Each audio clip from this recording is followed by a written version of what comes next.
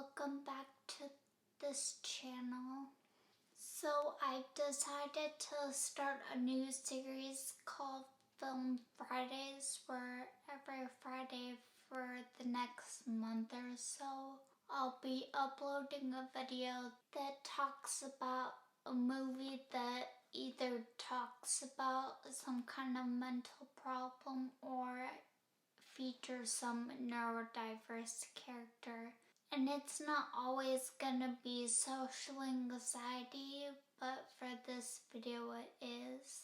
And actually, I'm not gonna be talking about a movie today, but an episode from a television series.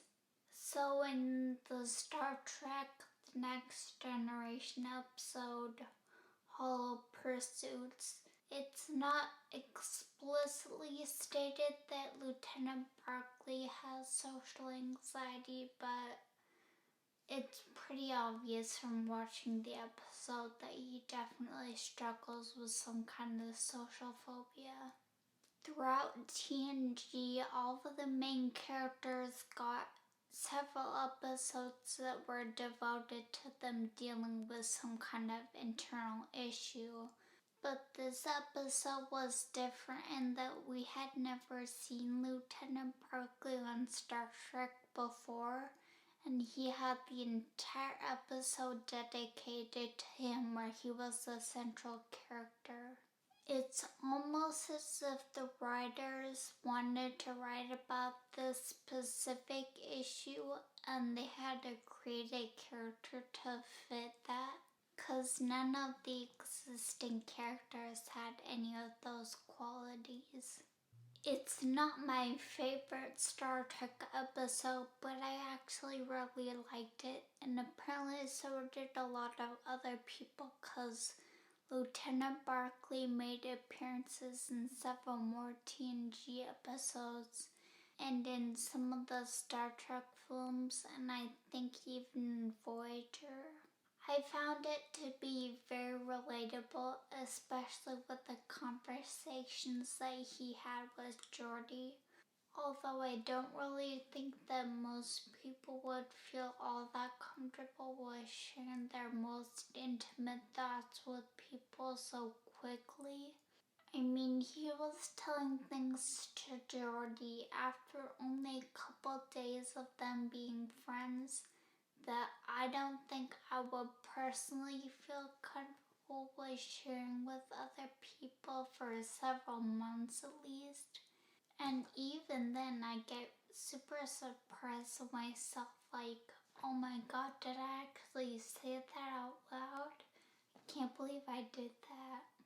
And another thing that I didn't like so much was that they kind of made it seem like all his other crewmates really didn't like him and actually made fun of him behind his back, which I know is what all people with social anxiety are afraid is happening, but even though it's probably not, I mean, most people probably like you enough not to talk about you to other people. And I really like the actor Dwight Schultz's portrayal of Lieutenant Barclay. In those scenes where he had to be in a meeting or he was talking with his superiors, I could just feel how awkward he felt, and I actually started feeling uncomfortable myself just watching it. And you can definitely tell when he's in one of his holodeck fantasies and when he's interacting with people in the real world. Especially in those scenes where he's talking with Counselor Troy. There's such a big acting difference that with the holodeck one you can feel the confidence just coming off him. But then when he goes to talk to her in real life, you can just feel how uncomfortable he is with the whole situation. And actually I started feeling really embarrassed, as if I was actually the person that was there. And I like that even after the whole being a hero thing and he was a big help to saving the Enterprise.